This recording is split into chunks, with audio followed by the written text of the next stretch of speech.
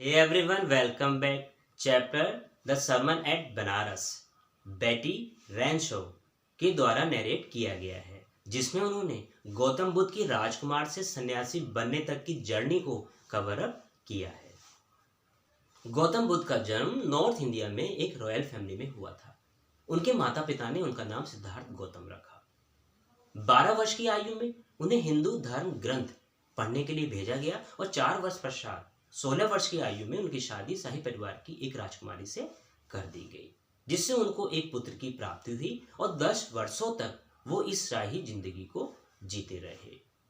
सांसारिक दुखों से उन्हें दूर रखा गया। वो नहीं जानते थे संसार में क्या दुख हैं, कितने कष्ट हैं, कैसे उनको सहा जाता है। वो इन सब से अनभिज्ञ थे।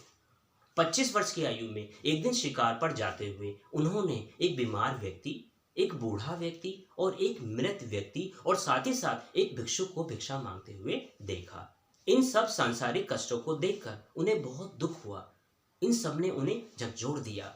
उनके मन में एक ये क्यूरियोसिटी जागी कि संसार में दुख क्यों है, इसका क्या कारण है और कैसे इनका निवारण किया जा सकता है, कैसे इंसान को शांति प्राप्त हो सकती है। इस सब के लिए वो एक भिक्षुक बन गए। उन्होंने अपना परिवार त्याग दिया और 7 वर्षों तक वो स्पिरिचुअल नॉलेज, वो जो ज्ञान की प्राप्ति के लिए इधर उधर घूमते रहे। एक दिन वो एक अंजीर के वृक्ष के नीचे बैठ जाते हैं इस प्रतिज्ञा के साथ कि जब उन्हें ज्ञान की प्राप्ति हो जाएगी तभी वो इस पेड़ के नीचे से उठेंगे। 7 दिन के बाद उन्हें स्पिरिचुअल नॉलेज, जो आध्यात्मिक ज्ञान है, वो उन्हें मिल जाता है और उस वृक्ष को वो नाम देते हैं बोधि वृक्ष, और वहीं से वो अपने प्रवचन शुरू कर देते हैं। बनारस में गंगा नदी के तट पर उन्होंने पहला अपना प्रवचन दिया था। जो ये सरमन वर्ड आया है, इसे बोलते हैं हम प्रवचन।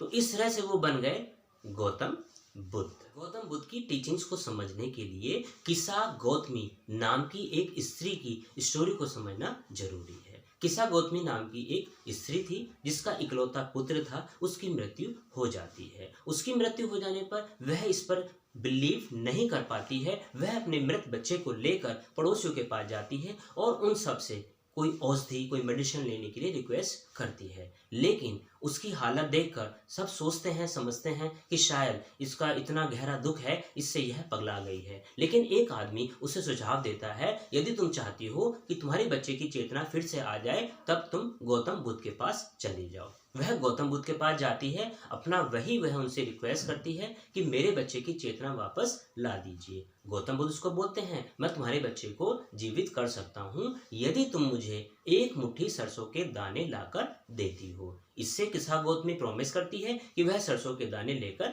आएगी। लेकिन गौतम बुद्ध कहते हैं, मेरी एक शर्त है, जिस घर से भी तुम वह दाने लेकर आओगी उस घर में किसी की भी मृत्यु ना हुई हो। किसा गौतमी उनसे कहकर चली जाती है कि मैं सरसों के दाने लेकर आऊंगी। वह फिर से पड़ोसियों में आसपास घर से घर जाती है और सभी से सरसों के दाने के बारे में कहती है। हर कोई उसे सरसों के दाने देने के लिए तैयार हो जाता है। लेकिन जब वह कहती है सरसों के दाने मुझे तब देना जब तुम्हारे किसी के घर में कोई मृत्यु ना हुई हो, लेकिन उसे कोई भी ऐसा घर नहीं मिलता है जहां पर कोई मृत्यु ना हुई हो। तब वह बहुत दुखी होती है, निराश हो जाती है। लेकिन साथ ही साथ वो समझ जाती है कि अपने दुख में वो इतनी स्वार्थी हो गई थी, वह यह भूल गई थी कि जिसका जीवन है उसकी तो मृत्यु होना निश्चित है। अब वह गौतम बुद्ध उसे क्या समझाना चाहते थे वह समझ चुकी थी।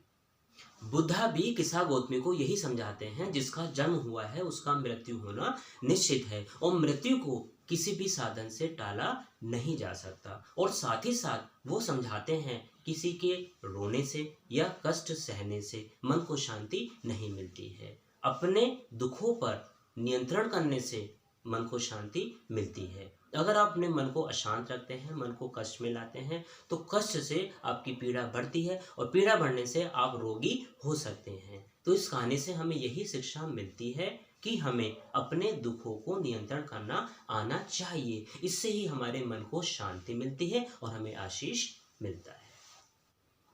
आगे स्टोरी में मैंने आपके लिए इंग्लिश में समरी, बहुत इजी लैंग्वेज में और साथ ही साथ इम्पोर्टेंट क्वेश्चंस को शेयर किया है। समरी की हेल्प से आप उन क्वेश्चन को सेल्फ कंप्लीट कर सकते हैं।